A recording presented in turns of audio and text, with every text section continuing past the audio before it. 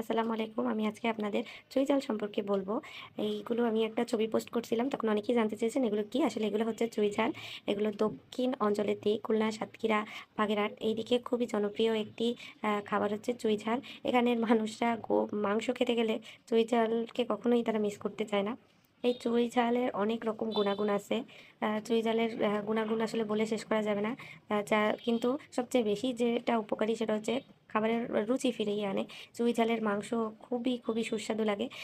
এটার কাটার প্রসেস হচ্ছে এটা উপরে ছিলে উপরের চামড়াটা ফেলে দিতে হবে। তারপরে ভিতরের অংশটা নিতে হয় ছোট পিস করে। এটা খাওয়ার পরে একটা ঝাল ভাব আসে। মুখে একটা ঝাল ফ্লেভার আসে। হ্যাঁ, এটা আমরা নিয়ে এসেছিলাম সাতক্ষীরা থেকে। আমার ভাইয়া নিয়ে এসেছে। চুই ঝাল খেতে অসম্ভব মজা। আমার কাছে তো খুবই ভালো লাগে। যাদের গ্যাস্ট্রিকের সমস্যা আছে তারা চুই ঝাল খেয়ে দেখতে পারেন। অনেক উপকার পাবেন।